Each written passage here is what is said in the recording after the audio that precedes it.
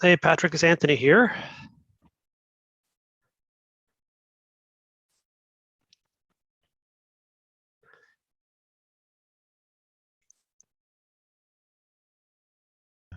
Hey, buddy. We are live and we're testing the audio for Zoomer News. Okay, let's see. Let's see if this works. I've got YouTube playing. One moment, I'll turn that off.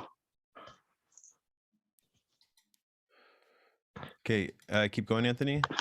Yeah, so we're just getting ready to start the National Seniors Day emergency meeting of C.A.R.P members at noon Eastern time. And we have a number of people already joining via Zoom, and we have had over 1,100 people register for this meeting, so we're expecting a very good audience for a very important topic on an important day.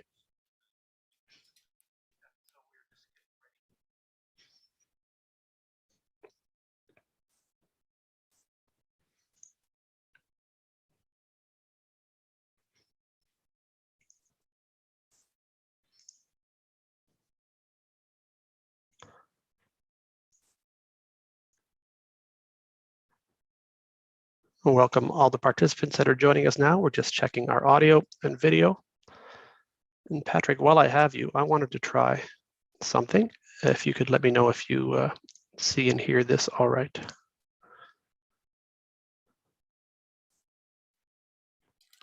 Yeah, can you hear me, Anthony? Okay. I can hear you all right. I'm just going to play a little video. We're going to play off the start just as a test, please. Yep. I do not hear that. All right, I think I have to go into my Zoom settings.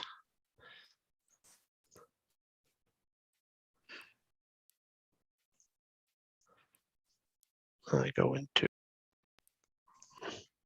audio settings and I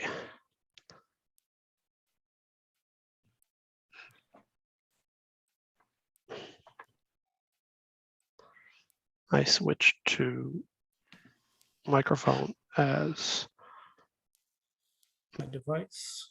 Let me try that. Let me try that one more time again, Patrick. So Anthony, I think when you share screen, at the bottom of share screen, it'll give you an option to share computer audio as well. Let me check that.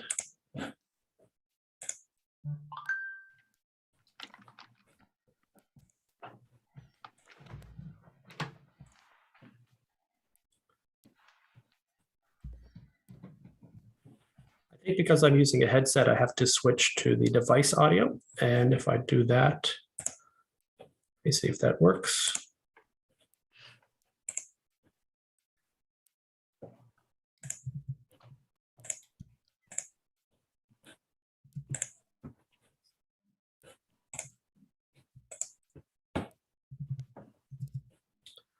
Are you able to hear that?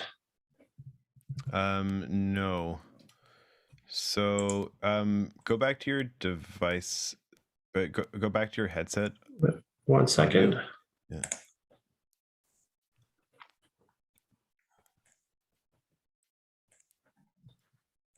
Right.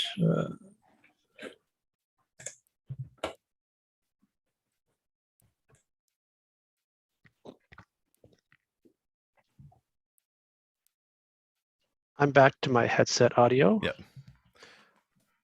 So go back to share screen. Yes. That video. Computer audio gives me. I can share the video. So here's the video. Oh, Anthony. Okay. Yes. Here we go. So when you press the share screen button, if you do share screen and then above it says basic, advanced, then files. Yes. Click on, I think then you click on computer audio. Is that correct? Yeah, and then it offers me mono or stereo. Those are the two. Doesn't matter. Yeah.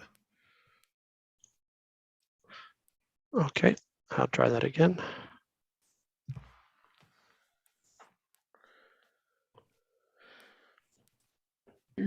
But let's face it, seniors are the easiest Yep, issue to that's talk good. about and one of the Perfect. hardest Thank to do you. anything. It's David Kravitz. Hey, David's everybody. here. Good morning. Still morning here in Good Ontario. Almost afternoon. Afternoon to Linda Hi. in Hey, Newfoundland. Linda. Good afternoon. Hi. So Patrick, if you can hear us all right, I'll put you back to a panelist, take you off panelist as an attendee, and you should be Yep. getting exactly the same.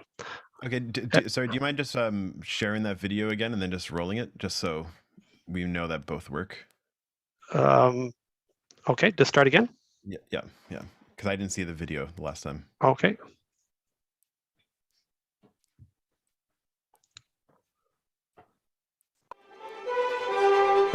David, in all the groups I listed don't see anything. as the groups that All right, let me try again. I hear it, but I don't see Yeah. anything.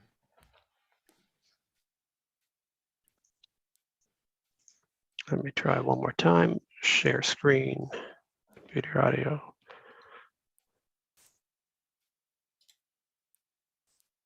Oh.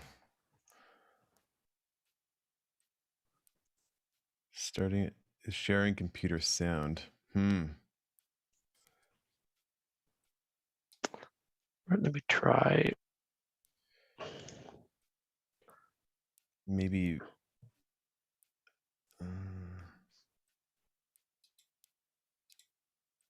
Maybe the next one in advance of video as well. I'm not too sure.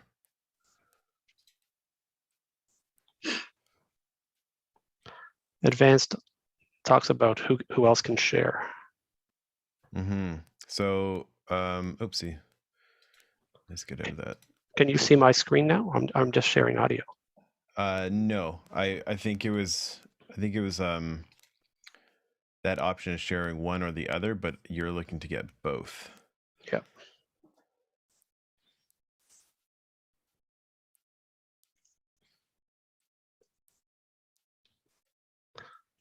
So I'm going to share my screen now.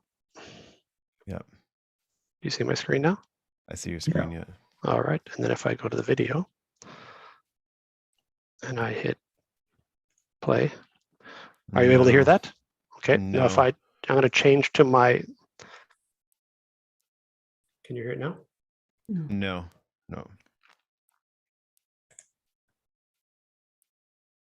Where did they get that title from? The Observer magazine, CMO. That's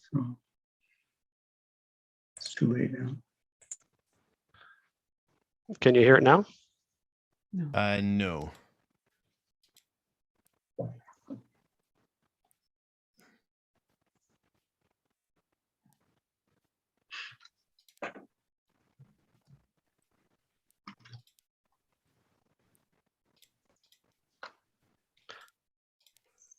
Can you hear it now? Nope.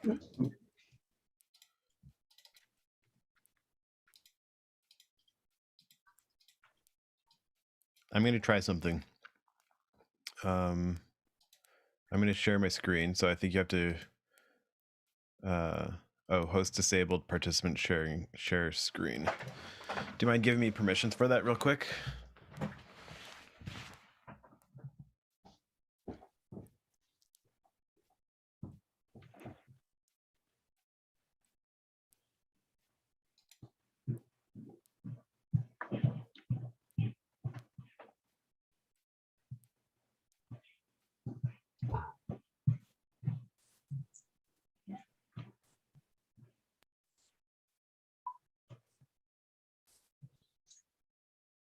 So it's the, Patrick, are you still there? I'm still there, yep. If you can see my screen, it's the original sound I need to make sure is on. Yeah, all that's fine. You need to, can you give me permissions to share screen? I want to try if I could do this on my end, and I'll tell you what I'm doing. Yes. Yep.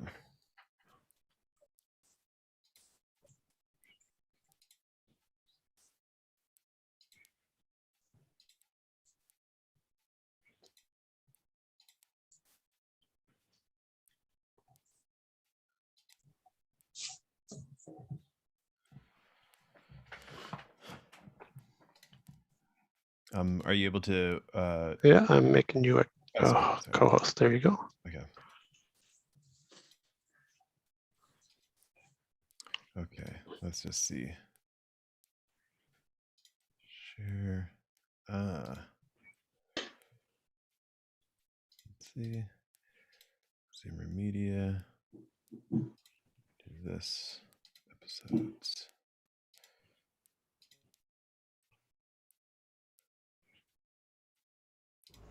I don't want to just. Okay, so do you all hear this or see this? Yes, It just started now, yes, and then it's paused again. So you saw that? Yes. yes. Okay, so I'll show you what I did, Anthony. I went to share screen. And then in the middle tab, advanced. Are you there? Are you there? I'm here, advanced, yes. Okay. Yeah, advanced. And then you go to the fourth option, which is video.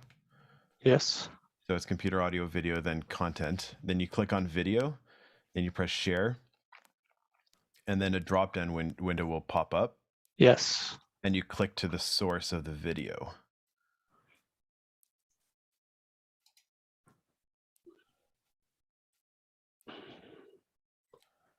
That's a new kettlebell show we're working on.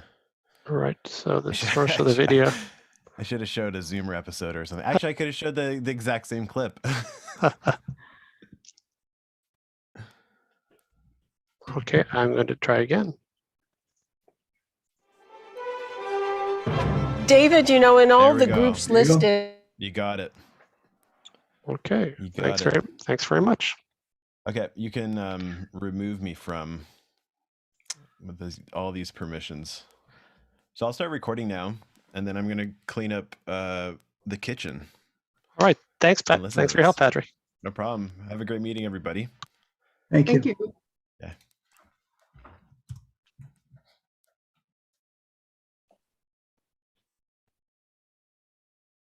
Hi, Patrick, or hi, Anthony. How many people are you going to allow in? Hey, Rick.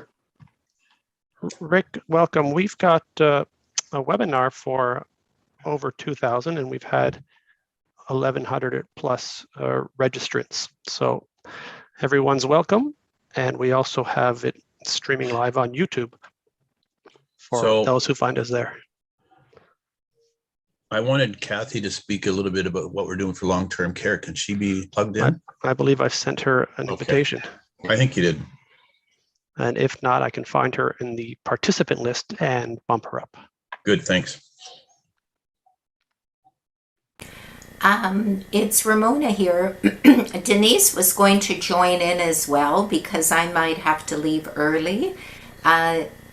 She's using my link. I know I was told not to do that, but is that okay?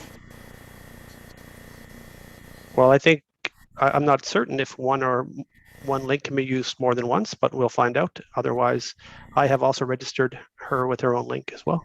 Oh, you sent it to her. Oh, I did. She RSVP'd, so we sent her the link. Ramona, your audio is quite It's vibrating. And Denise says she's here, so I will make her a panelist as well. Okay, so my microphone is on Realtek high definition. Is that? Sorry, I hit mute by accident. I muted you, Ramona, by accident. I apologize. Okay, is that better? Can you hear me now? We can hear you. It's just got quite a bit of background noise for future fixing. I don't think we can fix it in the next 4 minutes. Oh dear, because I'm on a lot of Zoom calls and nobody's ever complained. Dear, dear, dear, what shall I do? No worries for today. I'm probably not going to say much No, anyway. it sounds okay. It sounds okay to me, Anthony. Yeah, don't make me feel bad. You got the mix master on in the back room. Yeah. I don't have anything on. It's dead quiet in my house. So I'm going to look at my panelists, and I think Denise has to be bumped up. Patrick Moore.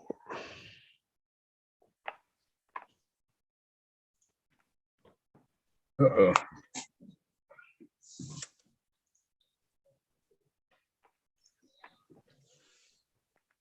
I've got my additional panelist with me here now. Ah, Wants to be on my knee the whole time. there we go. This is Pablo. Hey, Pablo. Hey, who's that?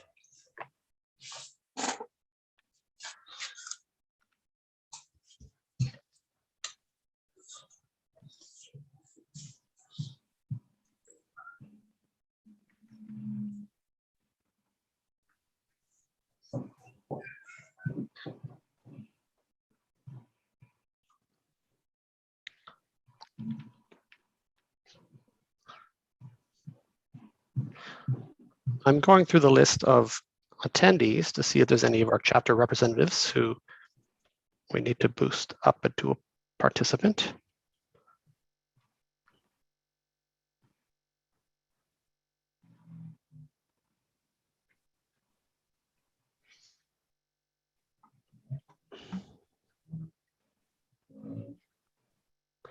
If you are a chapter representative and are currently in the attendee list, please select raise your hand at the bottom of the screen.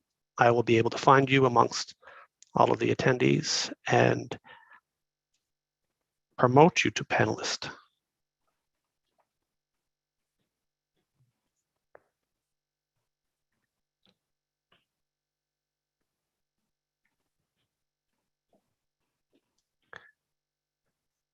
I'm having some complaints about an echo from the chat box. I hear no echo. Does anybody else hear an echo? No. All right. So to the person with the echo, suggest that might be on your end, and to put yourself on mute or check your speaker settings as well. Hey, Kath. Hi.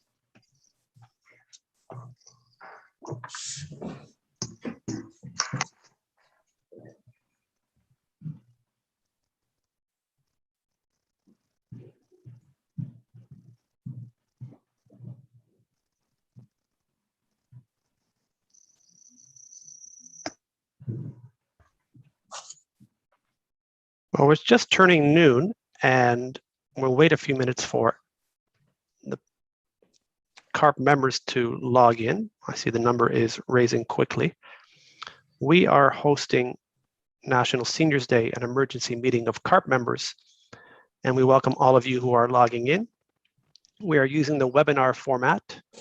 Right now, you are seeing the members of the C.A.R.P executive and board members and volunteers from our network of C.A.R.P chapters across the country. And we are inviting you to participate by listening in and asking your questions in the chat box at the bottom of your screen, and we will address those throughout the next hour.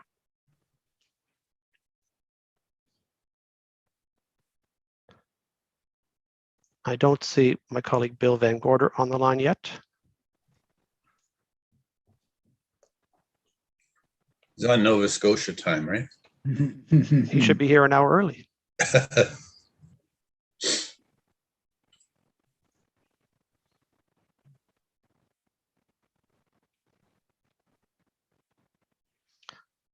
Someone's asking about the number of participants. Sandra, I will announce it as we're going through. As it continues to climb, right now there are 275 participants on the line. 276, 78. Welcome, everybody.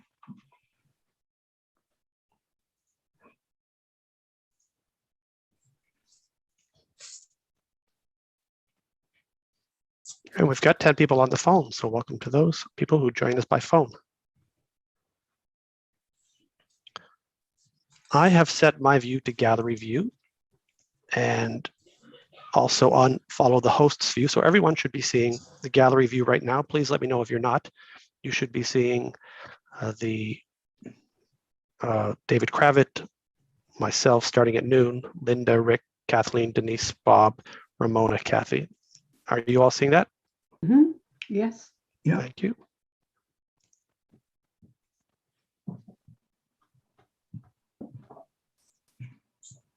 Okay.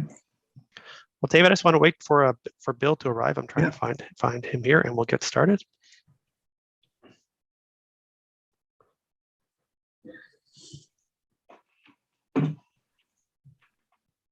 I see we're up over 300 now, so it's good.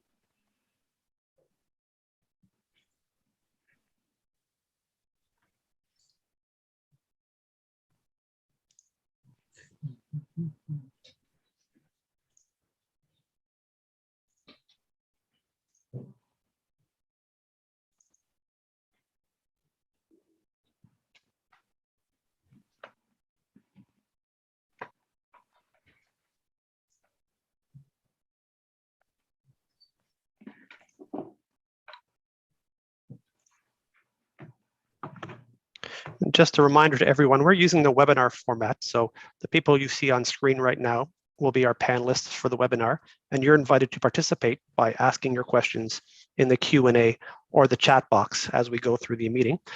If you wish to be seen during the meeting during our Q&A section, please alert us to that in the chat box, and I can advance your status to panelist, and we can see and hear from you live.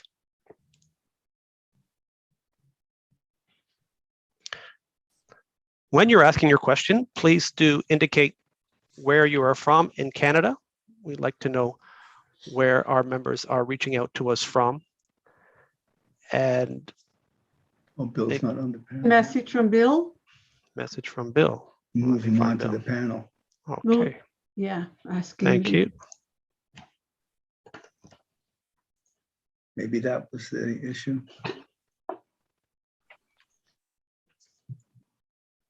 There we are.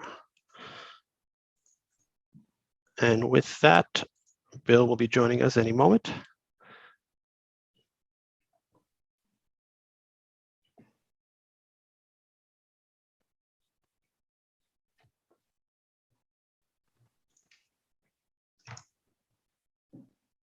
There he is. There he is. Hey, Bill. Hi, guys. Hi. Hi. So with that, we've reached 12:05. We have 357 participants logged in right now. I expect a number more to be joining us as we go through our meeting. So I will call this meeting to order and welcome everyone to National Seniors Day and C.A.R.P's very first virtual emergency meeting of members. C.A.R.P welcomes our chapter volunteers from a number of locations across Canada, along with Bill Van Gorder, our Chief Operating Officer and Chief Policy Officer, David Kravitz, our Chief Membership Officer, and Ramona Captain, a member of the Board of Directors of C.A.R.P, as well as the President of the C.A.R.P White Rock Surrey chapter. Welcome to all of you and to everyone who has tuned in this morning for this important event. I wanted to take a moment just to read the headline from our call to action today. For over a decade, C.A.R.P has been celebrating National Seniors Day annually on October 1st. We've raised our flags, hosted hundreds of events across Canada, and highlighted the contributions that older adults continue to make in our society. We're just coming out of another federal election where the pressing issues of affordability and healthcare for seniors have been ignored.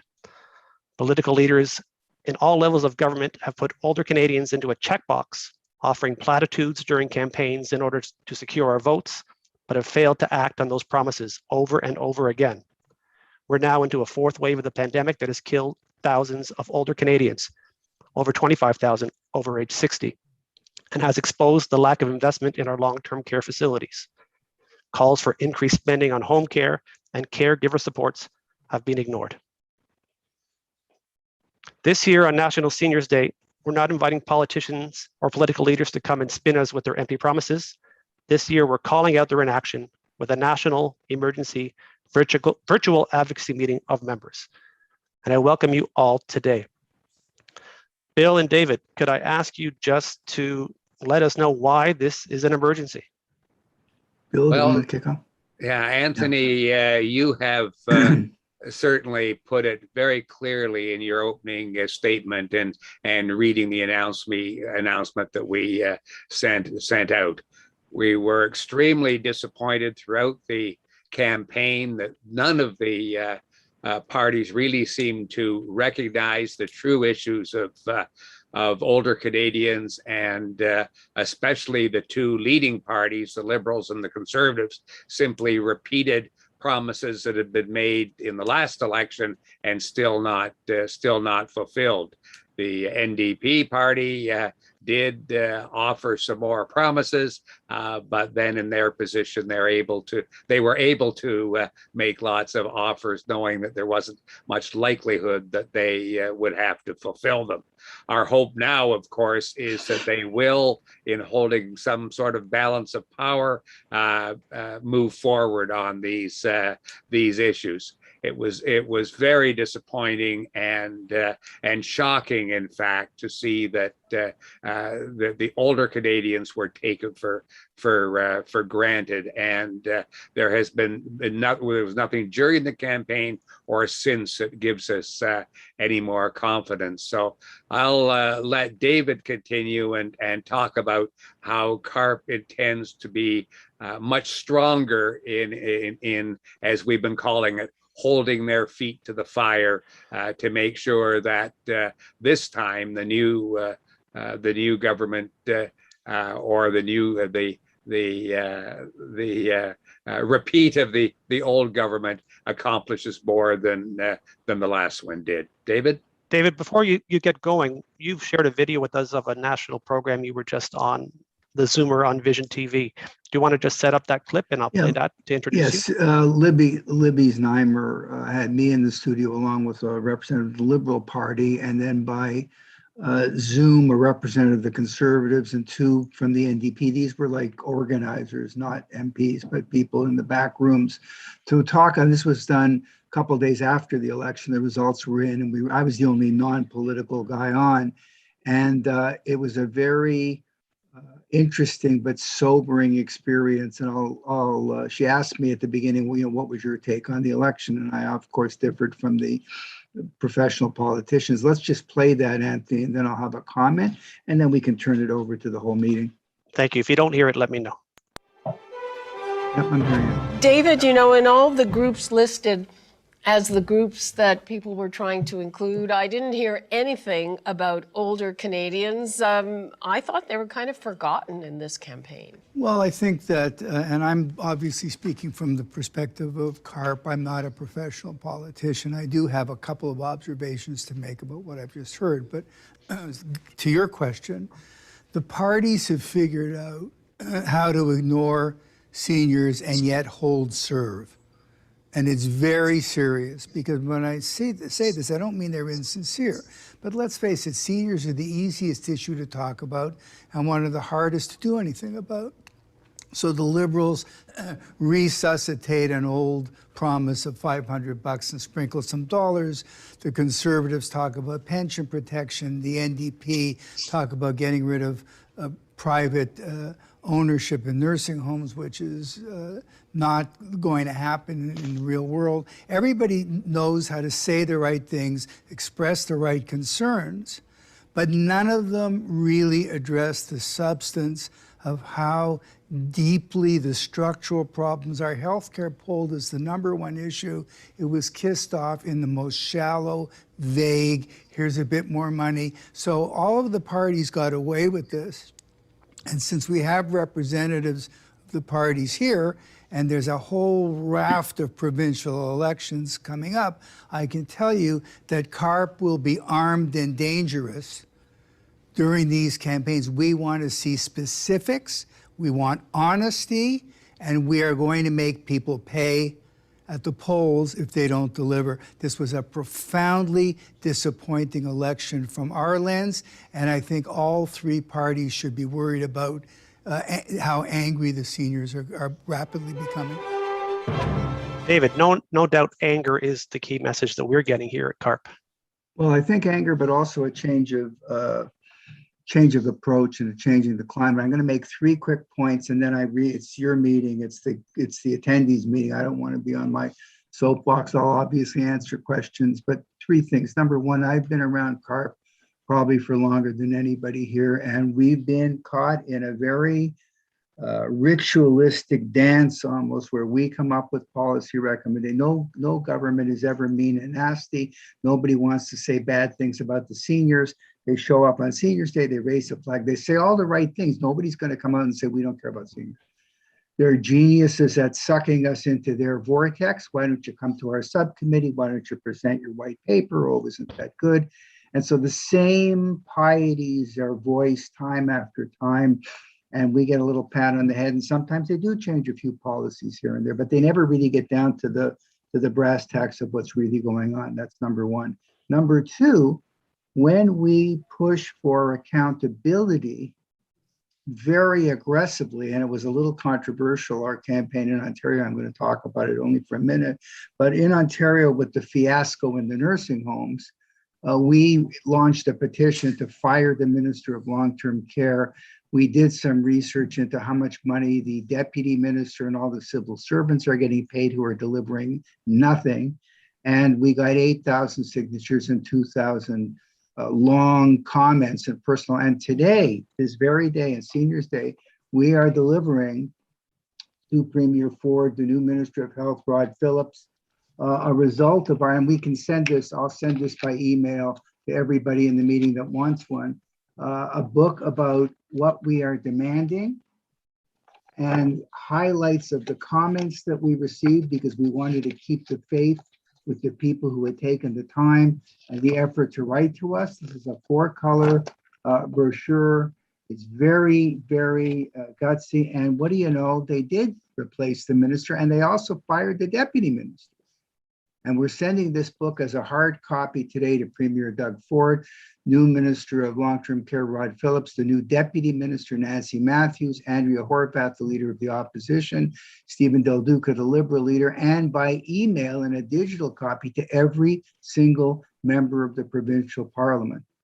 And we propose as a strategy, I don't want to get into detail, we're ready to do the same from coast to coast.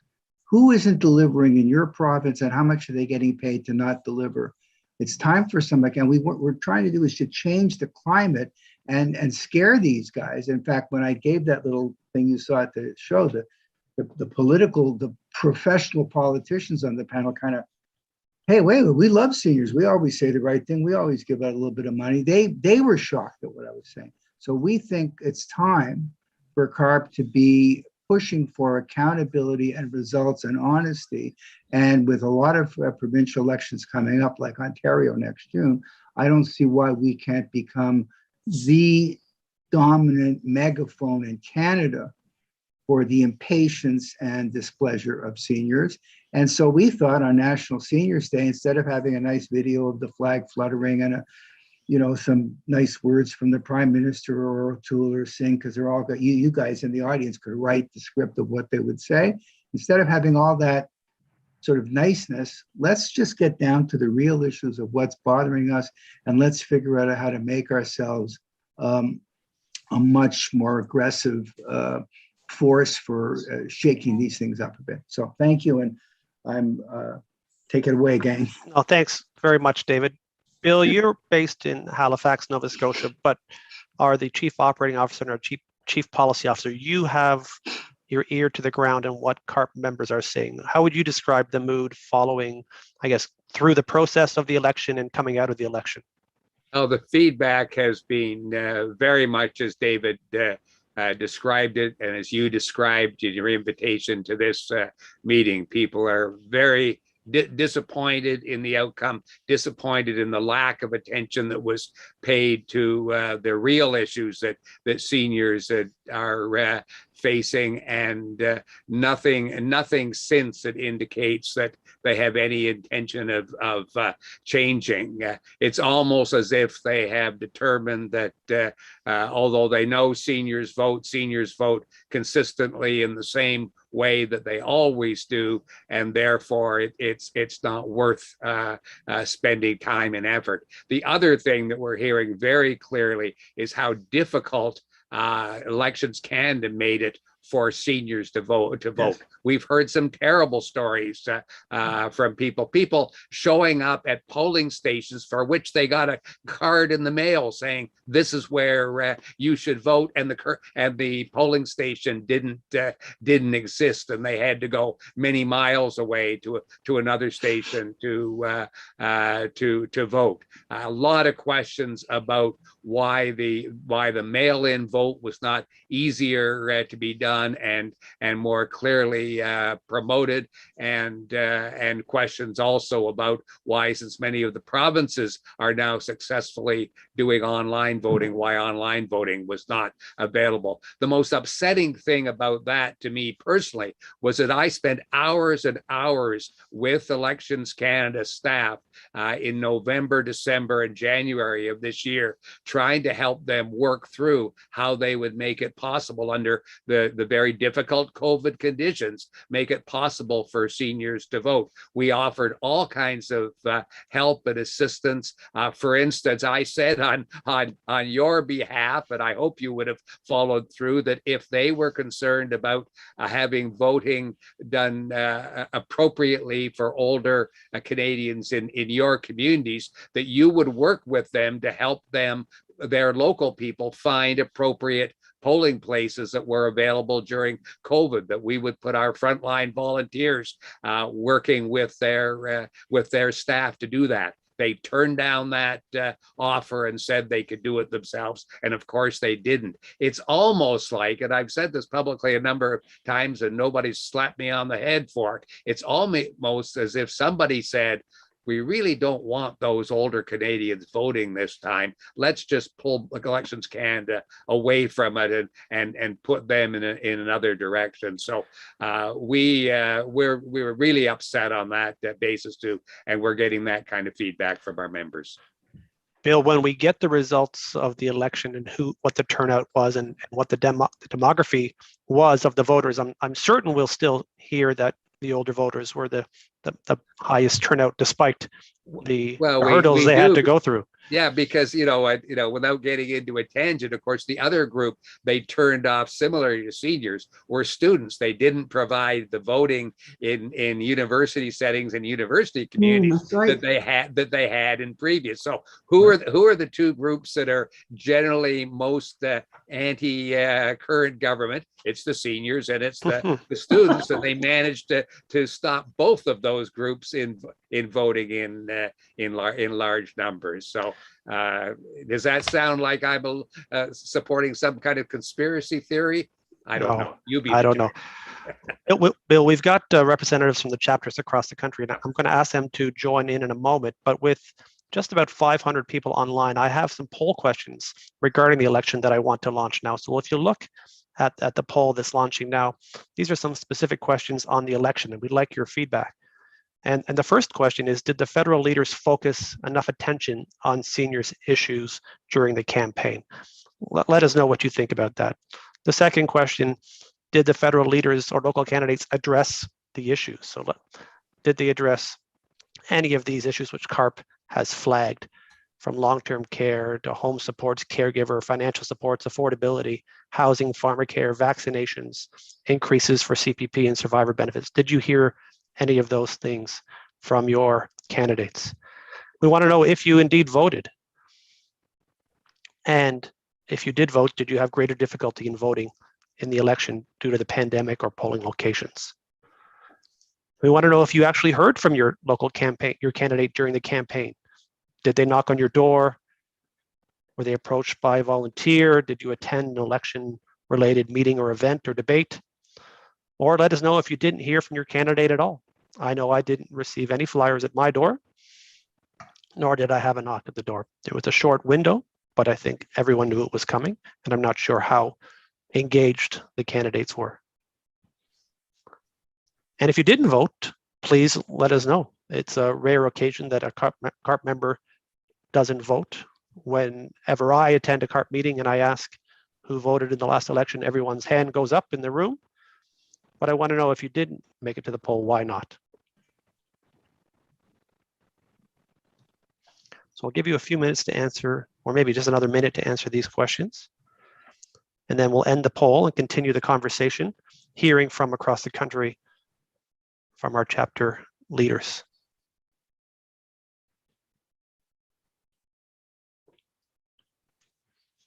Bill, you can give you some guidance. Do you think people have had a chance to go through these? Yeah, they're having, some people are having a problem of submitting. If you look at the comments coming in, and maybe we can help them solve that problem. I think it has to do if unless they've answered every question, it won't allow them to submit, and in some cases they say the questions aren't applicable, so they can't put them in. The other thing that I would add is we are going to be following up with a total member survey on a number of issues. So we will be asking these questions of a wider audience soon too. Yes. As you know, we did a poll, what I call an omnibus poll last June, where we were asking a number of questions in various areas. We're now going to have a number of surveys coming out that are going to focus down on particular sections of that to get a better read on our members.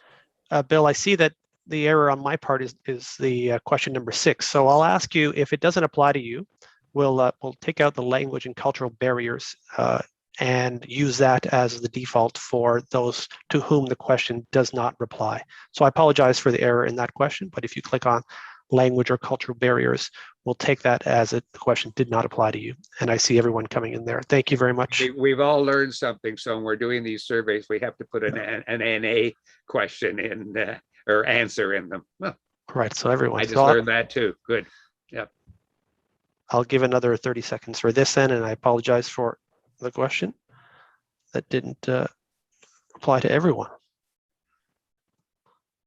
I also want to comment that I'm seeing some comments about, are we recording this? And we are. And if all goes well, we'd like to produce a video highlight reel and use that in the way we use the Rod Phillips book, and maybe circulate that to some of the politicians, and particularly the organizers. And because when they can hear your voice and see your face and hear it in your own words, it can be very, very dramatic. Obviously, we do it in a way that there's no identification of you as individual, you know, your name, your full name, or your address or anything. But we are going to try to put together a little highlight reel and send it to everybody, and particularly the guys that were on the panel. They were very senior backroom organizers of the Liberals, Conservatives, and NDP, and I think they were a little taken aback by the stance that we took in that round table. They wanted to talk about all the ins and outs of the election. And for what it's worth, their consensus was that there would not be another federal election for at least a couple, 3 years. They didn't think it was going to happen again because the parties, especially the NDP, and are broke.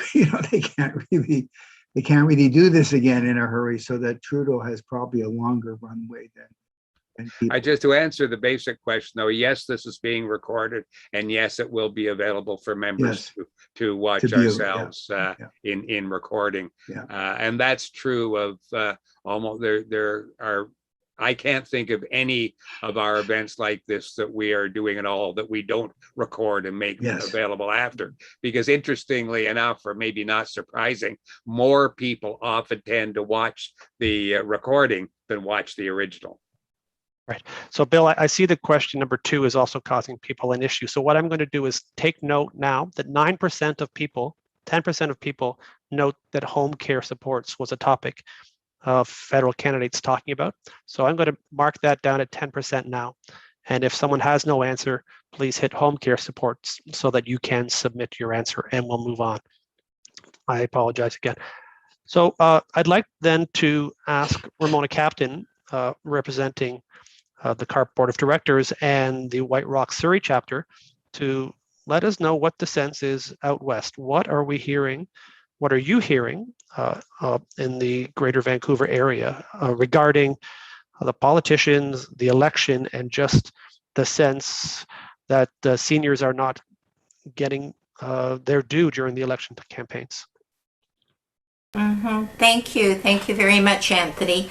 Every election, I work as a deputy returning officer because I really enjoy the day and I'm a political junkie. I like to see how people come out to vote.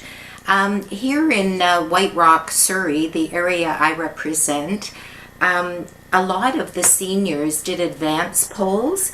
But I did notice at the poll I was working at, it was in a church hall, and next door there was another poll at another church.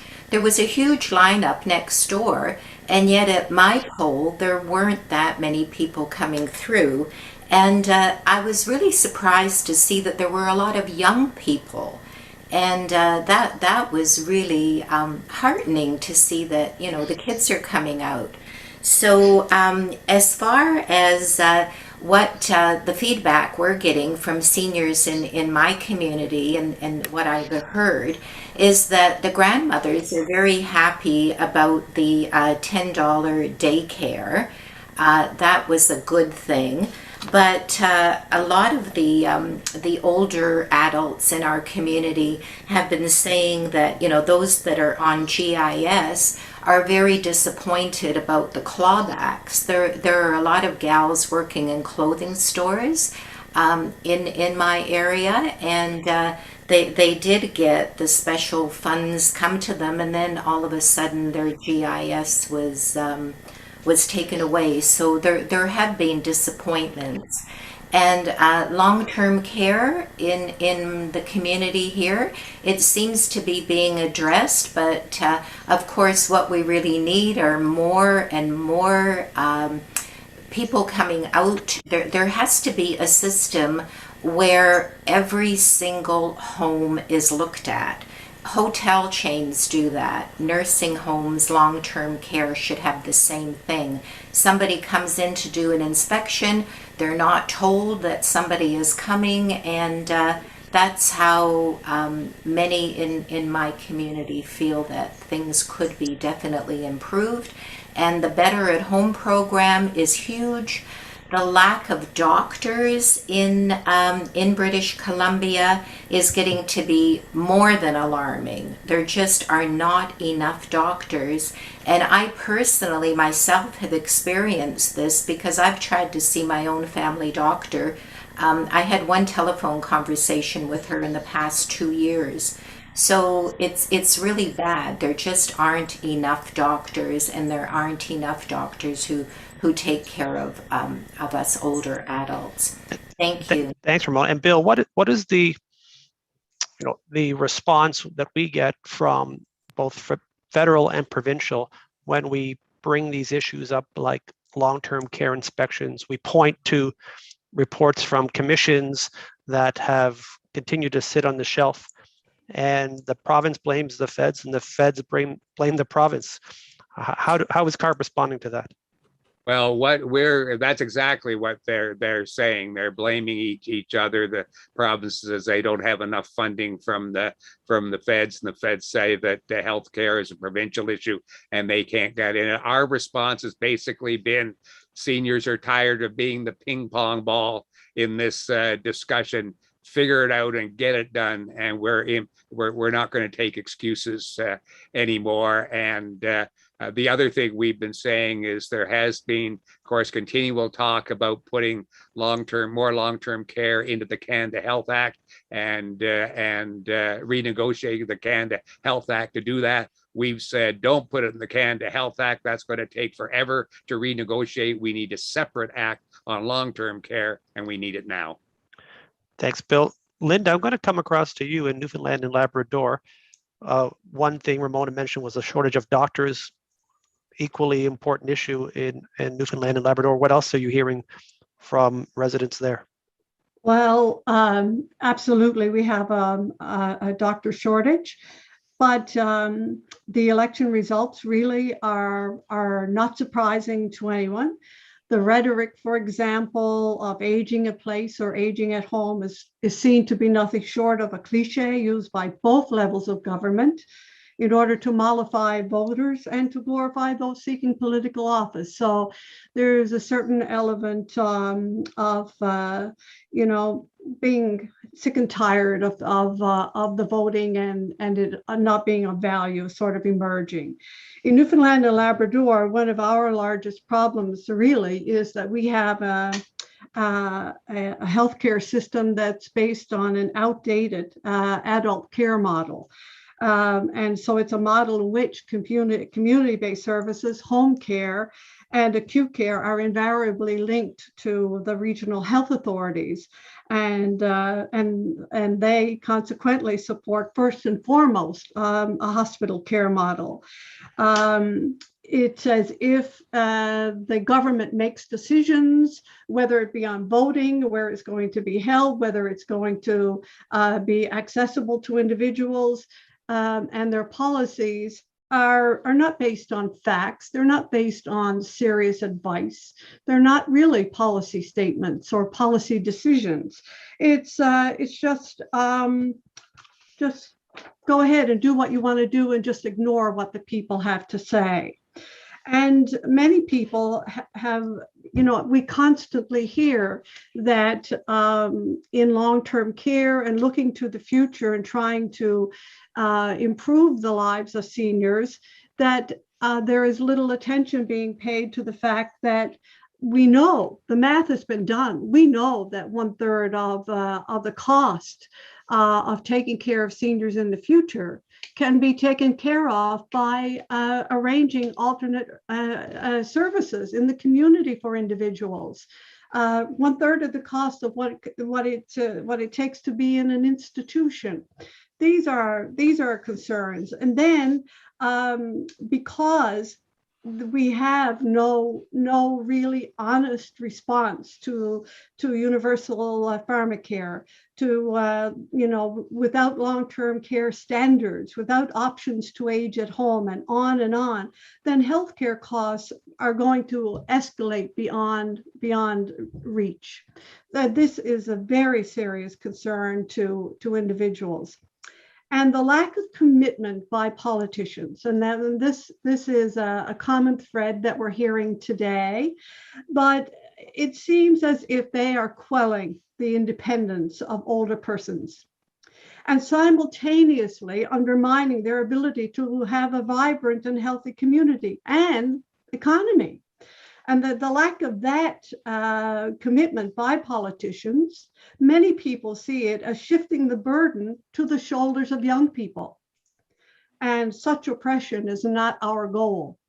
So it's, those are just some. There are other points that I could make, but I'll leave it to some. Maybe we're going to come back for other things. But those are very serious and very painful decisions for many people at this point in time. Very well said, Linda. Thank you very much for sharing that.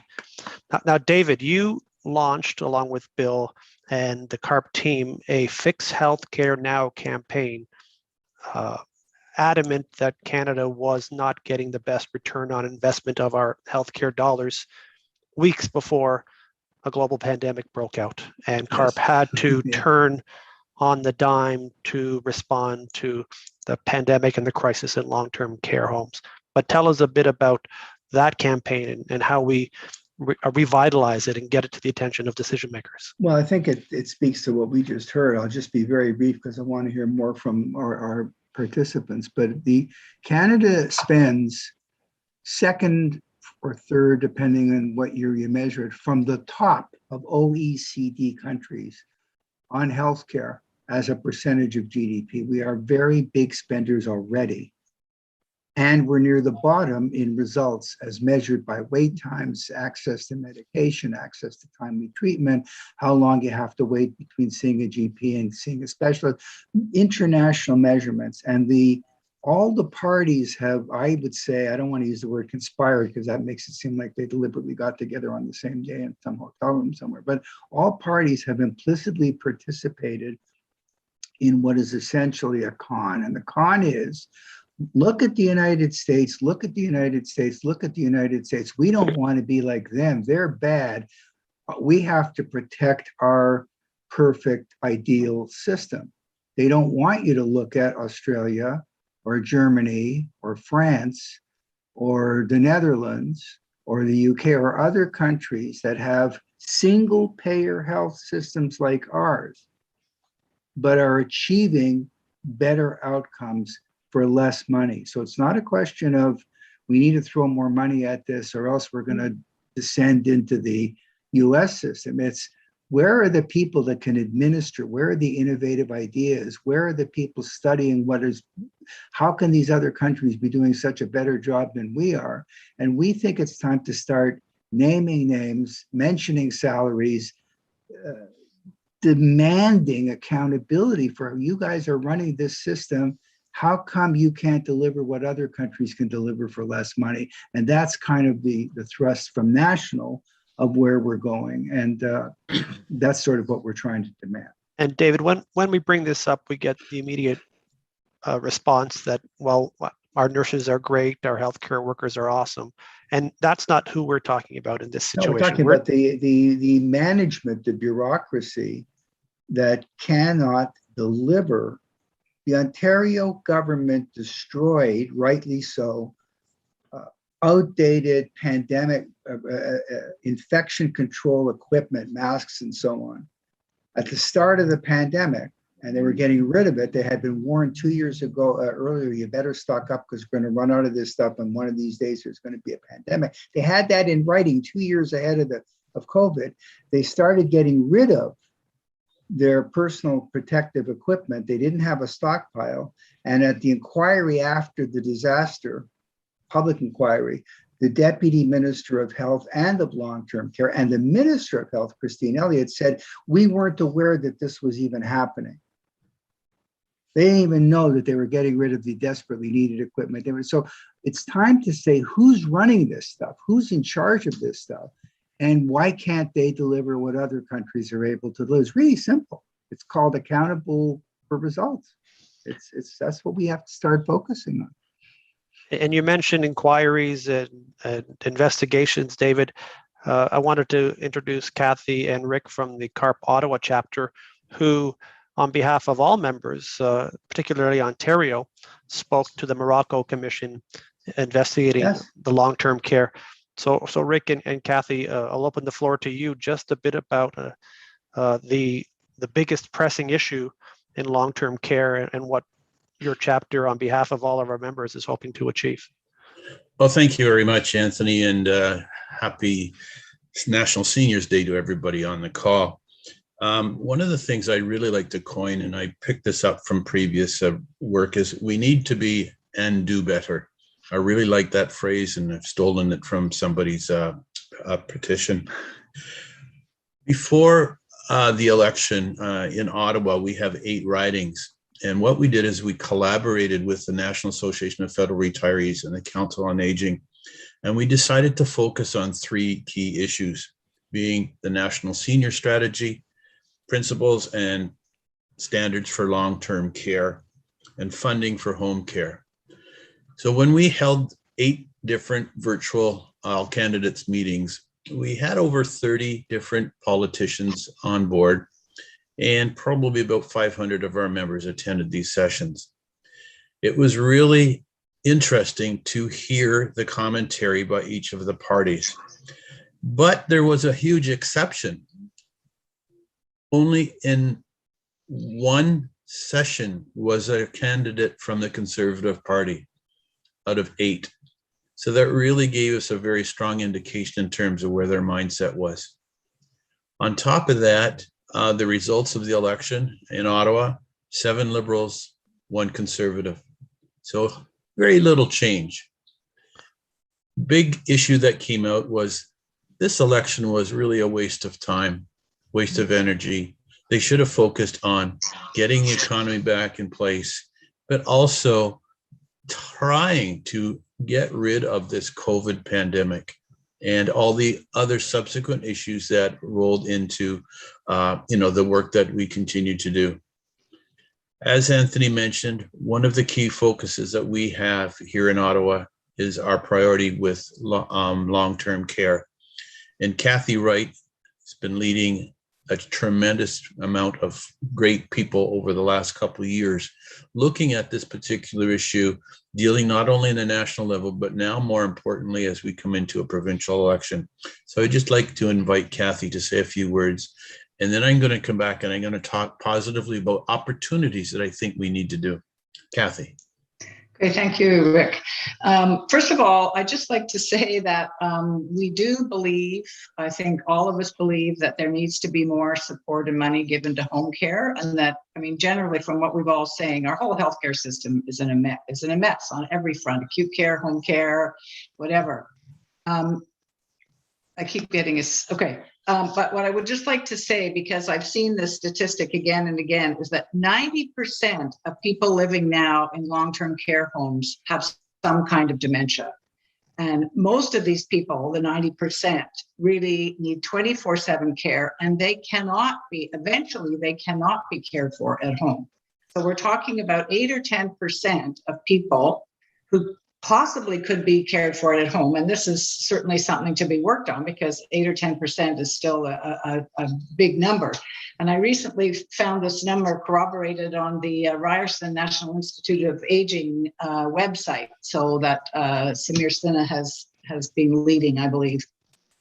So I think that just to say that, that we keep saying that we don't need as many people in long-term care, but until we find cure for dementia, all kinds of dementia, or for maybe the chronic complex diseases that people have, there will be a need. But we don't need to have the institutional models we have, for sure. So that's something that we definitely need to work on. And we know that there are innovative homes. As to David's point, we do have innovative homes that are right here. We don't have to go to Europe. We don't have to go anywhere else. We can look at what we've got here in terms of the long-term care homes, because we know that even the ones, the butterfly model, the Eden alternative homes that are out west, they have shown that they're getting better outcomes, and they're able to do it. Apparently, they're saying that within an 18-month period, any increase in upfront costs that they've had, they are recouping because of the benefits.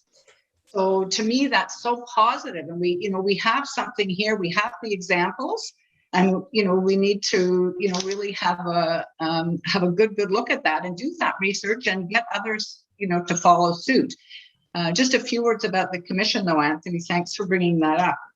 We did. C.A.R.P Ottawa, along with other C.A.R.P chapters in Ontario and other collaborating organizations, spent a lot of time working on a brief, and thanks to C.A.R.P National, who also really spiffed it up for us, which was very important, to the independent commission. And we did manage to get a Zoom meeting with the 3 commissioners to go over the brief. And we also had asked them to meet with some of the leaders in the field. They did. They brought them in to give specific presentations on these innovative models. And you will see, if you have had a chance to look at the commission's report, that they listened and they've talked about, they said our words. They say one of the quotes is, there needs to be a transformation to a person-centered model. And another one says, the Ministry of Health Long-Term Care should actively promote and provide funding for homes transitioning to recognized alternate person-centered models of care. And they had a chapter that talked about the Eden, the butterfly model, and the Hogsway villages and the greenhouse project. So I think the information is there, and I think it was so positive. We were actually very, very pleasantly surprised at the support and what the other organizations, the long-term care provincial organizations, are now talking about transformation is what is needed. So to me, if we can, and actually we know that Minister Phillips is now working on changes to the Long-Term Care Act, and we've just sent a letter off. I believe I sent a copy to Bill and Anthony, asking for a meeting. And as a result, we didn't get a result from him, of course, but we do have a meeting this coming week to talk to one of his staff, because we know that he said, we'll see what the changes are, but he seems to be recognizing the fact that changes need to be first in the act, and hopefully, I mean, there has to be lots and lots of pressure put on them, but we feel that we've made some headway, and that the opportunities are now. And if we don't act now, which you've said clearly, David and Bill and Anthony, that it has to be now, or we're going to go back into the dark ages, and it'll be decades before we get this, or we'll get another pandemic and we'll go through the whole thing over again. Okay. Rick, before you jump back in, David and Bill, there's no shortage of great reports that have piled up on shelves of politicians over the decade. This emergency meeting today is our call to action following National Seniors Day and in the weeks and months ahead. How do we get those great reports and expert opinions and the work of all of our volunteers and seniors across Canada? How do we turn that into action?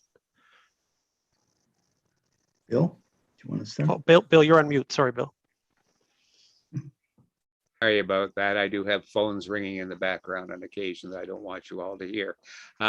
We will use both the direct contacts that we have with politicians right across the country from the national office, but we're also going to be depending on you, the chapters and our local members, and give you the information and the data you need to talk directly to now the elected officials from the riding you lived in, because we know that when push comes to pull, the only people that politicians really pay attention to are the people who vote for them personally. So our aim will be to give you good information, good data for you to pass on to the politicians to back up, so that when they come to a caucus meeting and start to say that they're hearing from their constituents on these issues, then hopefully the leadership will recognize that what they're also hearing from us directly at the national level of C.A.R.P is being supported, and that's how we'll get the action. Yeah.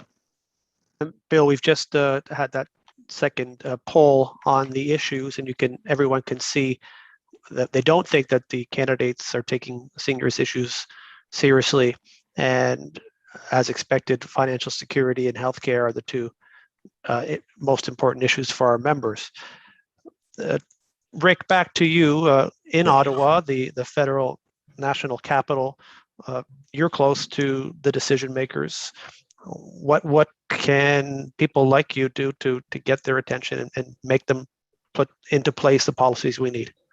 Well, I'm always a positive person, and I look at this as opportunity cost. I think the first thing is we're hoping that we're going to get a new seniors minister because the previous one was defeated.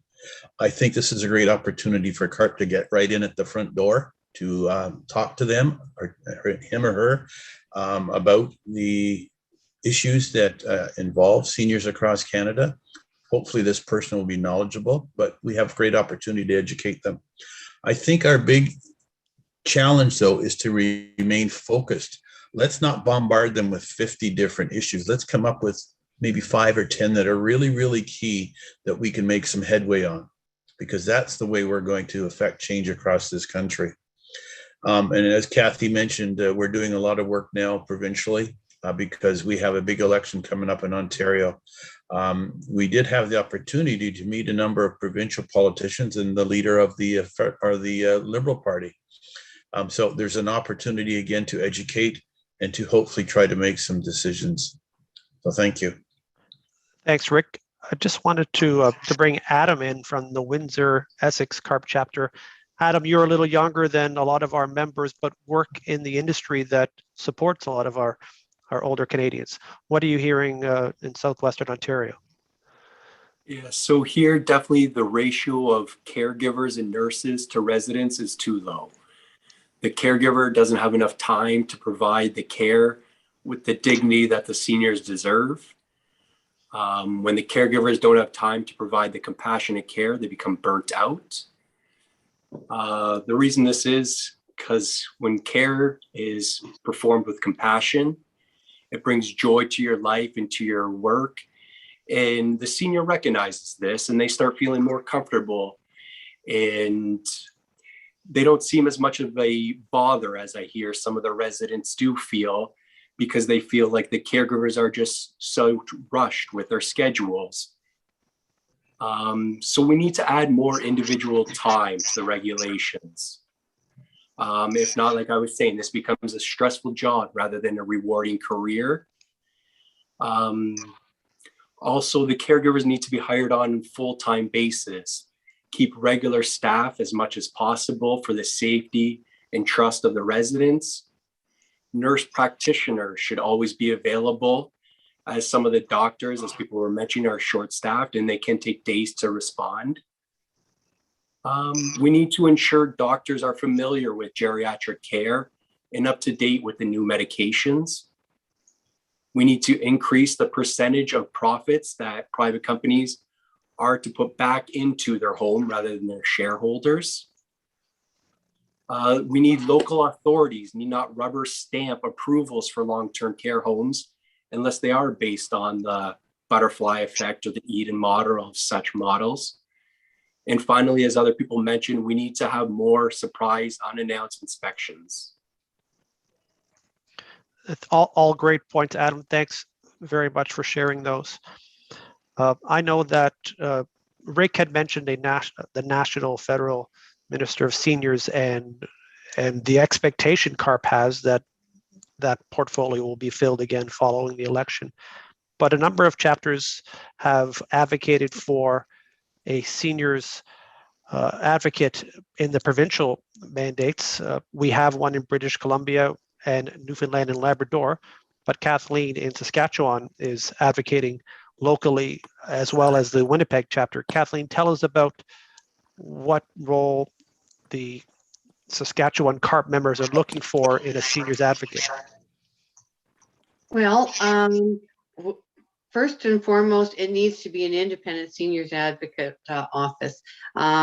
We've seen in Alberta they had a seniors advocate, and not having an independent advocate when the government changed, that office was eliminated. So we definitely want that our advocate, seniors advocate, be an independent of a change in government. We've researched seniors advocate models across the country. We've held public discussions and workshops, drafted a Made in Saskatchewan model for an independent seniors advocate. Government still flatly refuses to consider a seniors advocate, but I truly believe it's only because they don't understand what an advocate would do. And you know, just very basically, a navigator, it would be a navigator for all things senior related in the province.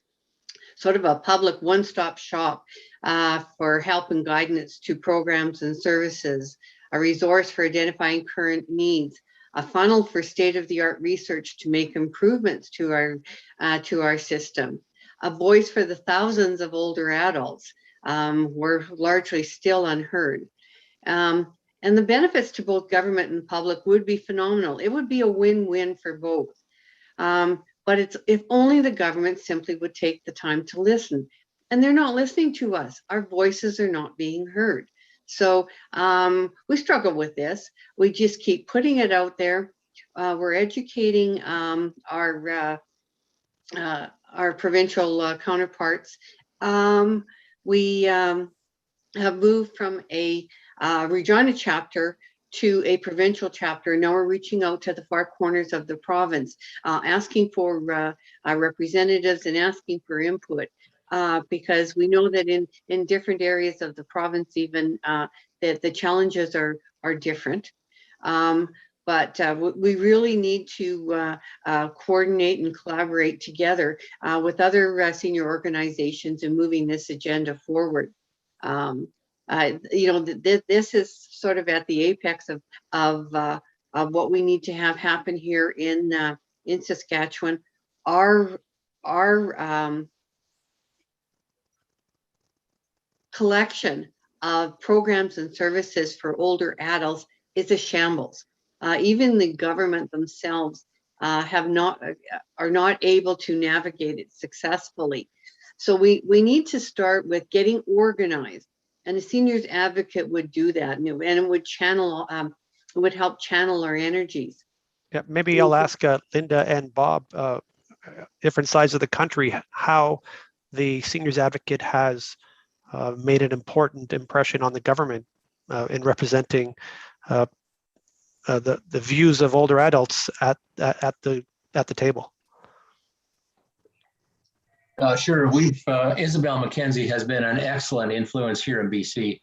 We've had her speak at a number of our meetings, and she just does a superb job of putting issues of seniors forward and really putting a feet to the fire of government when they don't do things that they should be doing. So it's been a great experience, and would be nice if every province had somebody like that. And Linda, you've got a bit of a dynamo out. Well, east. she has actually retired. Oh. Yeah, due to some personal issues and health issues. So we have lost a wonderful advocate. She made it a point of being in the media on a regular basis, bringing forth the issues and concerns for seniors. And she did not mind what she, if it was necessary to say something, she just said it. She just gave you a sense that she was taking you somewhere. But a new advocate has not been announced. But it's not tied to any political party. It's an independent. So yeah. And Bill, I know you have a hard stop at 1, but we do want to take some more questions from the chat box. But on the taking action portion, I've just posted the questions about how active our current members and those on the call are right now. But we know that whether it's an advocate or it's a politician, change only comes with the threat of the ballot box. So what are we going to hear from you and Bill and in our offices over the next weeks with a call to action for our members? Bill, you're still on mute. Thank you. Yes, and I've delayed my need to leave immediately, so I'm going to be around for a while, Anthony. And yes, the simple answer is yes, and we're going to move in that direction. Can I just add a Please, point? David. Yes. This is an invitation to everybody on the call that just as we're calling for a change in the climate of how we tackle this, C.A.R.P wants to partner locally and regionally a lot more intensely. A famous American politician once said that all politics is local.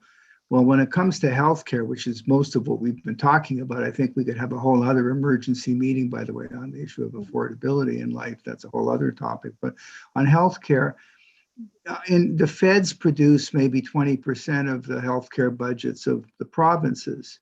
So this is another example of how we're locked into this kind of ritual dance where in a federal election, I'm going to give more, I'm going to increase the, but in fact, the provinces control the deal. And so to really get action, you have to leverage the provinces. And I don't want to overstate what we did with Rod Phillips and Marilee Fullerton, the ex-minister in our campaign. I don't want to make that out to be more than it was. It was tragically necessary, and I don't know that those circumstances are, replicable all the time. But it does show that if you concentrate in a local area with a local focus, you can mobilize and you can get them to pay attention. So I want to know, we need to know from you, what are those local issues? What are those doctor shortages? What are those nursing home deficiencies where we can work with you collaboratively, because we've got writers and artists and communicators, and we can use our resources with you so that it isn't just a national health conversation. Because if we're going to be blunt about it, at the national level, the feds are all going to keep saying, well, we're giving them more money. We don't control. It's not our fault that they're messing it up. And so as long as we keep the spotlight on the federal level, not that we should move it completely, but as long as everybody's kind of happy, especially the provinces are happy to keep the spotlight on the feds and not look at their own deficiencies. We want to hear from you, and we'll work later after this meeting on some of those mechanisms, but let us provide you with or work with you collaboratively on very tightly focused, pointed, driving forward issues locally where we can get a lot of people stirred up and maybe get the powers that be to be a little apprehensive about, hey, these guys are up in arms now, we better do something. Thanks, David. It's I think that up in arms is really the sense that we had going into the election, coming out of the election. And we had a media spotlight for a short period of time during the pandemic and the crisis in long-term care, but the media has seemed to turn their head a little. Bill, you take dozens of media calls a day and can do as many as your time allows for. How do we keep the focus on the media so that also helps the politicians pay attention? Well, and we can do that from a national level, but hopefully we can encourage and support the chapters in also doing that with their local media. If there's concern in the province about an issue or in your community, local media would rather hear from, and people will listen more closely to you rather than me speaking out of a national office.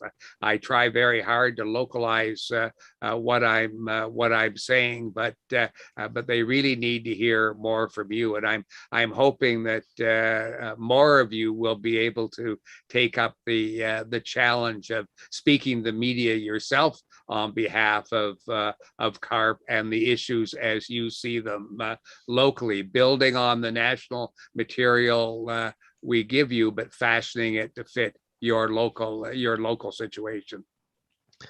And Bill, I'm starting to go through the questions now that I have a moment to breathe, but can you address the questions coming from the folks in New Brunswick? We don't have a rep on the line here, but just our ongoing connection with New Brunswick and what we're doing there.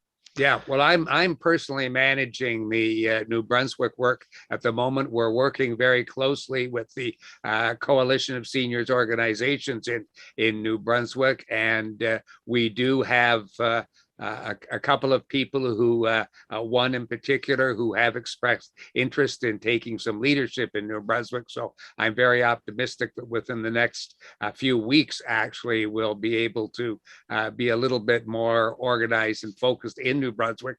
And I would urge any of the members who are watching today and a part of this, if you are interested in being part of that rejuvenated group in New Brunswick, please get in touch directly with me so we can get you in the loop. My email is simply vangorder at carp.ca, easy to find, or find me on the website. I'd love to talk directly to some of the people who are watching today from New Brunswick. Thanks, Bill.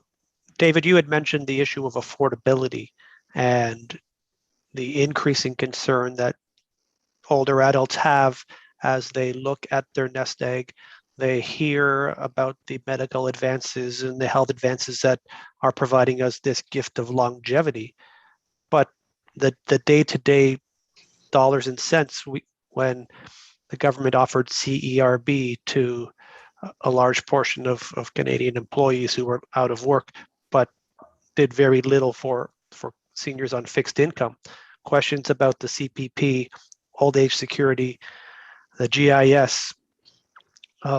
Is the government listening to us on the need for a better safety net so that seniors are not outliving their funds? This is a really great example of the disconnect between politicians checking the box and what's really going on in the real world.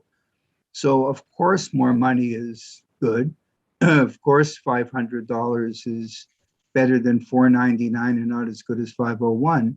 So nobody's saying that, but the real issue is, why is the low income cutoff hasn't moved? And I don't know, Bill, you might know, 20 years, it's like 19,000. Does anybody think that that's really the poverty line now, as opposed to double that?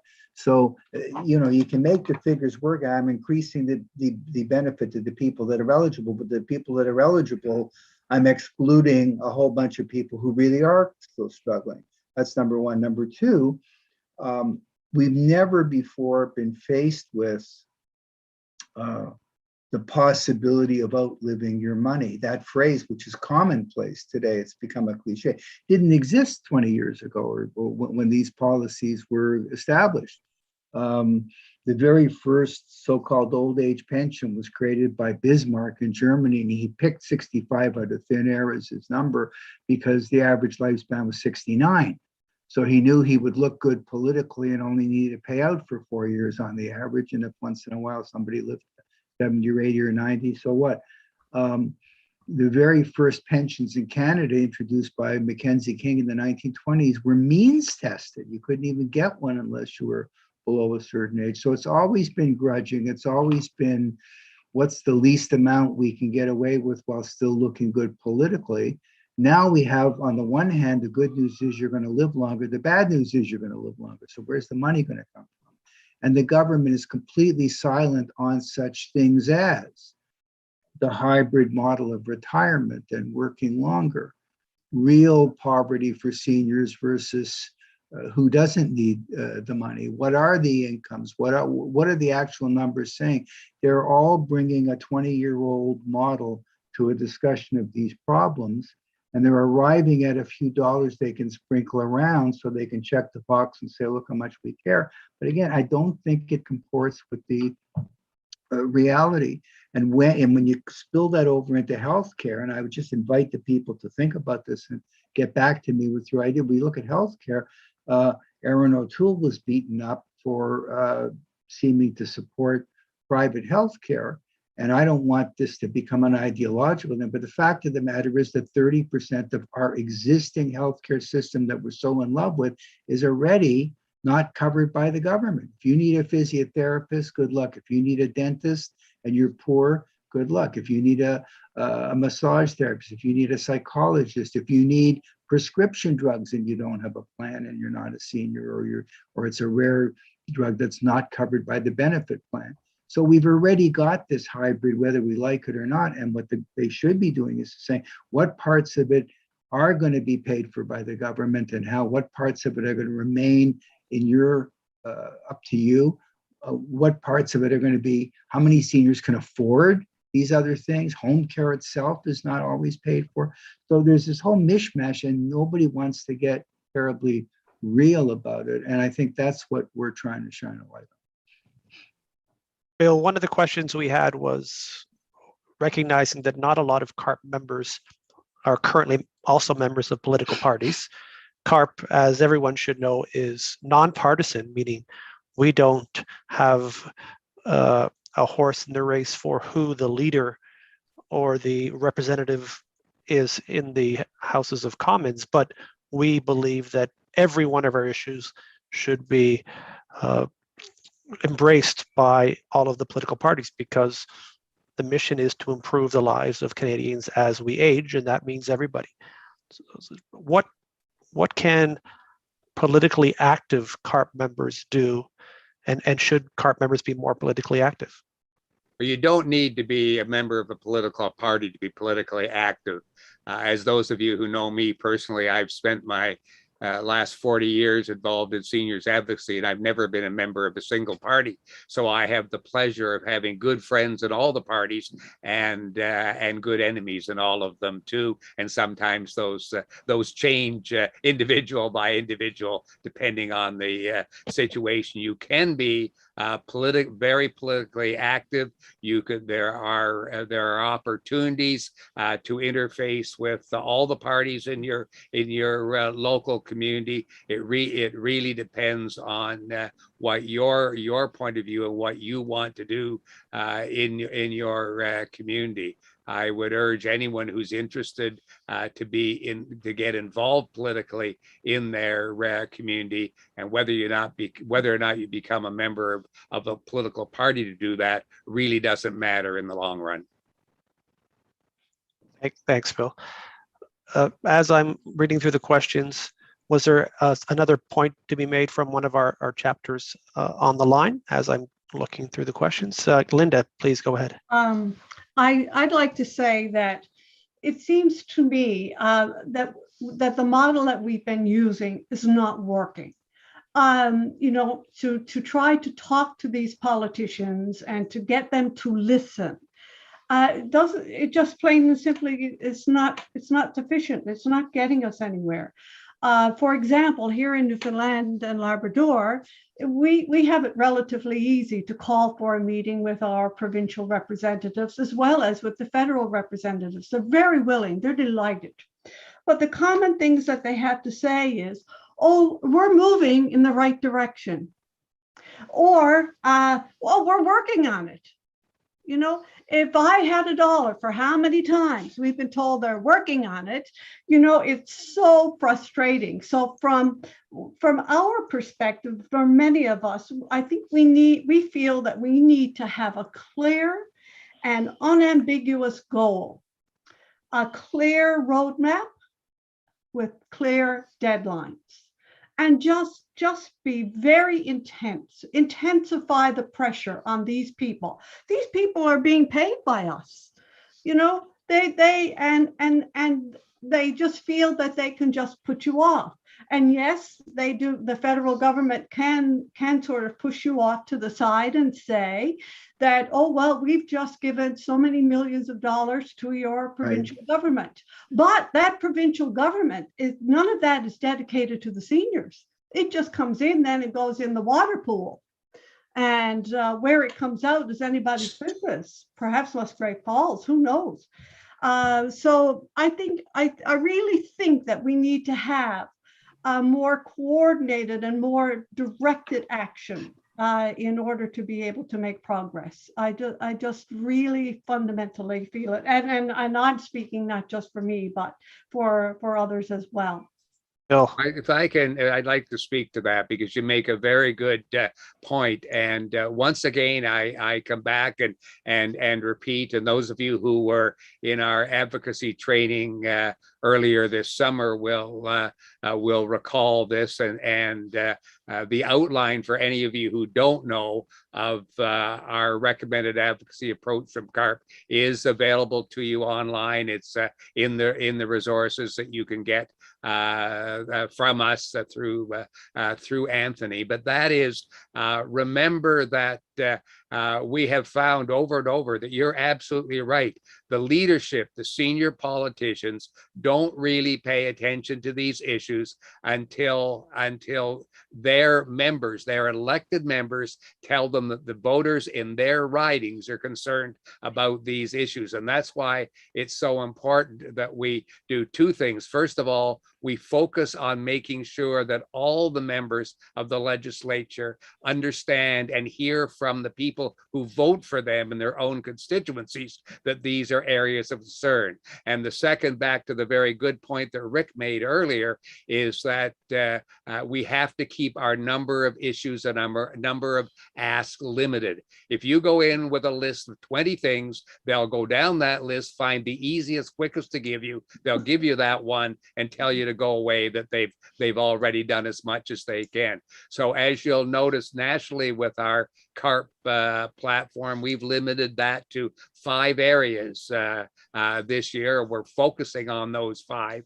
And in your local communities, we recommend that you look at your local issues, you look at the national issues, and you look at the receptivity of the government or whomever you're trying to advocate with, and say, where are we most likely to have success? Where are they at least interested in this topic, and what's the most important to them? And concentrate on those issues and tick them off one at a time. Don't try to be all things to all people. That's the only way that we'll get results. And I want to add to that, because as David said earlier, we've talked a lot about healthcare today. Remember, in the surveys that we've done, including the most recent one, the #1 issue with our members across the country are not healthcare issues. It's financial, it's affordability and financial security. And we need to keep, although healthcare is a huge issue, we have to keep in mind that financial issues are becoming more and more concern of our members. Can I just add one point quickly, Anthony? Yeah, please, David. And I was just going to throw to you saying that there's no better way for us to make those changes than by having a larger voice. So you're the chief membership officer, and I'm going to ask you to talk about that. But it's the power of the voice, and I have to jump on what Linda said because it is so critical.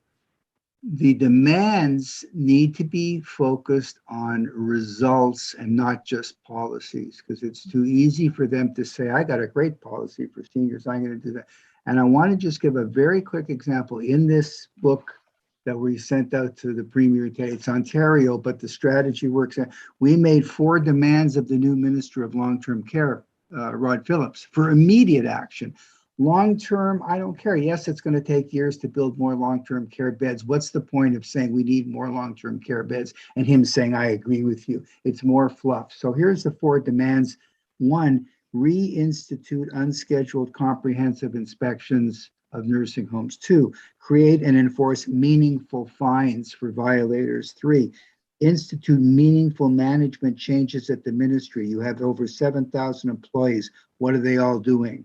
4, move home and community care from the Ministry of Health to the Ministry of Long-Term Care. Now, the specificity of these demands means that come June, we can stand up at an all candidates meeting for every single one of those members of parliament and say, even though you're not the Minister of Long-Term Care, how many unscheduled inspections have you done at nursing homes? How many fines have you given out?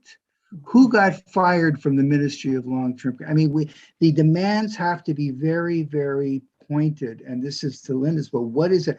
You've got a doctor shortage, Linda? Great. How many doctors are you going to bring in next year? How many the year after? What's the number? Are you willing to rise or fall based on that number? We have to become very results oriented, which takes us away from ideology or political party or whatever. What are you ready to deliver that can be measured? What do you pledge to deliver that can be measured? Second point, just while I've got you all here, another way we can help, we have incredible data nationally that you can leverage locally. Linda, you want to know how many seniors there are in Newfoundland that are below a certain income or above a certain income, own their own home, don't own their own home, rent, have a mortgage, don't have a mortgage? I've got all that. So we can feed you tremendous information to reinforce your efforts at the local level and to show the politicians and the bureaucrats that you're not going to be put off with vague generalities. Specifics is what works. I think Linda nailed it absolutely. And Dave, I will come back to you then just on, by any measure, C.A.R.P is a large advocacy group with over 300,000 members across Canada. But what would make the difference at the polls if we had 1 million members? Well, 1 million, it would be crazy but again, it isn't even the national tonnage, it's the local influence and the local wedge that we can bring. So, and remember another thing, if we can knock a few people off in the coming elections, that can spread nationally as well. We look what we did in Ontario. We're coming soon to a theater near you, Mr. Local Politician or local bureaucrat. We're on the move. We want, and I think the uniform message nationally is, we want concrete specifics now. We're tired of verbiage. We want concrete specifics. The same way as a company asks, any company can measure, last year my sales were X, this year my sales are up or down, and my profits were X or up or down. We want measurable, concrete results that we can look at, and we need it when we need to hold their feet to the fire. It's not just for their ability to mouth the same niceties they've been getting away with all these years. What did they promise to deliver specifically that we can hold them to account? And in case they can't tell us, we'll tell them. Mm-hmm. Thanks, David.